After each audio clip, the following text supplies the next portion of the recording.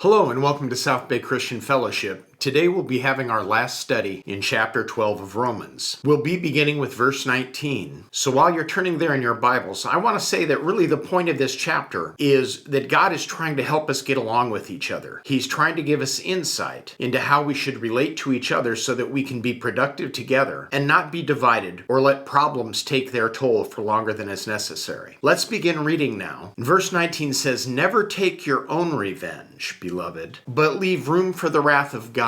Never take your own revenge, beloved, but leave room for the wrath of God." And some of you may feel just like I sounded. Why shouldn't I take revenge when someone does me wrong? Why shouldn't I pay them back for what they've done to me? You know, we hear a lot of people making comments these days that have to do with things that happened many, many years ago. In some cases, hundreds of years ago, and in some cases, only 10 or so. But the truth of the matter is they're living in the past, and they're allowing the past to affect the present in such a way that we're having trouble getting past the things that were done wrongly and having our relationships break down with each other when we need more than ever to be united. And the only way that we can step past the difficulties that have been presented to us in our past is to be forward-looking and understand that in the present we can't do anything that will cause those problems to persist. And one such thing is to think about being vengeful. When we're being vengeful, what we're really trying to do is return a wrong for a wrong. We're trying to cause someone to hurt because we've been hurt, or someone that we love has been hurt. And we're not thinking clearly, because what we're guaranteeing in doing that wrong thing, if we do take revenge, is starting again that cycle of violence that we talked about last week. And we're keeping the problem moving forward into our future. So here, in verse 19, God is telling us, don't take your own revenge. In essence, he's saying, let me handle the problem later. Leave room for my wrath. And the reason God says that is because in his word, it's written that vengeance is his. He says, vengeance is mine, I will repay. But if your enemy is hungry, feed him. And if he is thirsty, give him a drink. For in so doing, you will heap burning coals on his head. God's telling us things that, again, are counterintuitive. Why should I want to feed my enemy? Why should I want to give my enemy drink? It doesn't make sense to me. What do you mean? I'm supposed to take care of this individual, this person that's done wrong, this person that's inflicted pain, that has caused people that I care about to suffer? Why should I do that?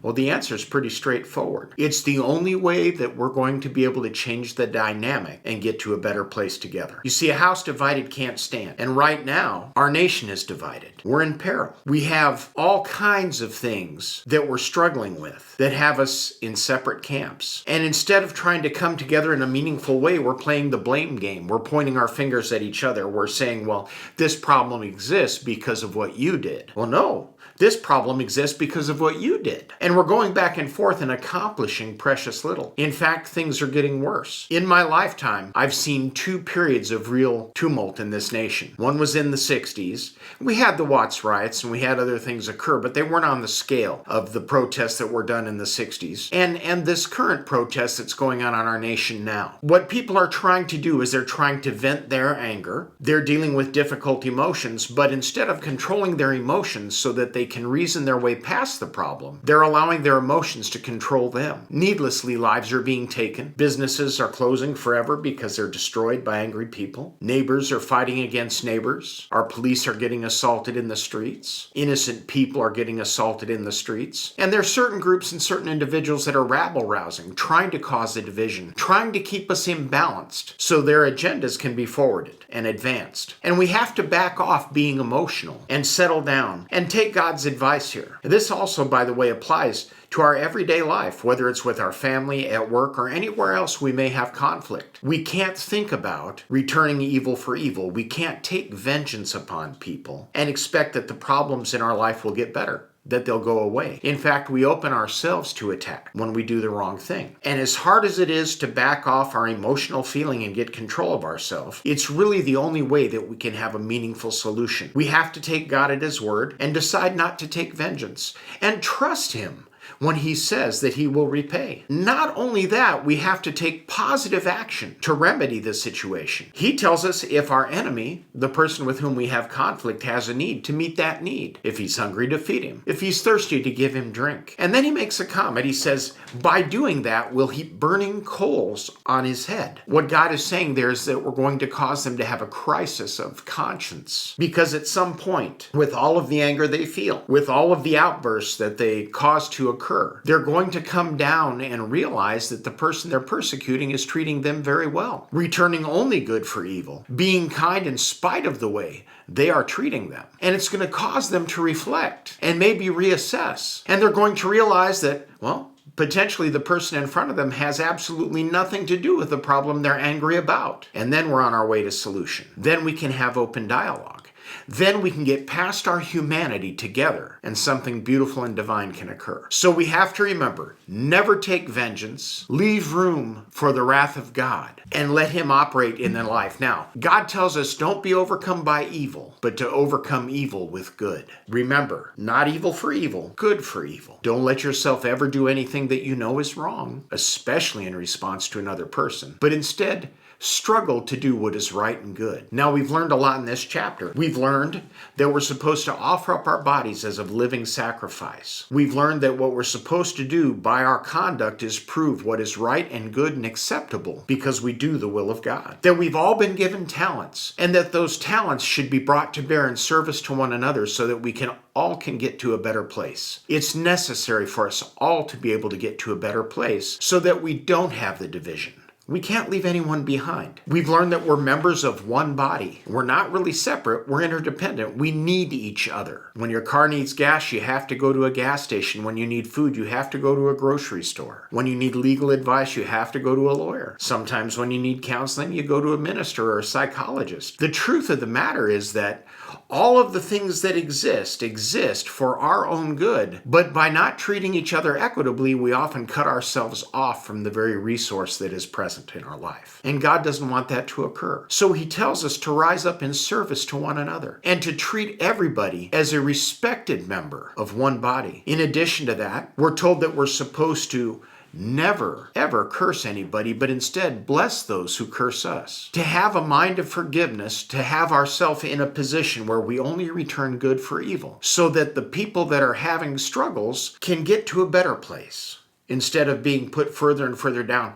You know, one of the things that used to really weigh heavily on myself and my brother was that my father used to be a pretty stern fella. He was a Midwestern, he was a no-nonsense kind of guy. And so what he said was law in the house. That was it. There was no discussion. There was no, but Dad. If he said something, you simply said, you jumped and you said how high. And you hurried to do what he wanted, otherwise there was going to be trouble. And we grew up under that kind of a pressure, and it caused both of us in our own way to rebel because we couldn't, in our youth, have an easy conversation. So as I mentioned in an earlier broadcast, I had an adult in my life named Howard Ashton who had those conversations with me. My brother just took off. And it took a long time before we had unity in our family. It took a long time before we were able to have conversations. Those kinds of things shouldn't happen. We should do better. But we're all victims of how we grow up. Now, my grandfather was even sterner than my father, so I understand where it came from in my father's life. Just like I hope my sons will understand where the mistakes I make come from in my life. We all need to give each other the benefit of the doubt. That's what I'm trying to say. For things to get better,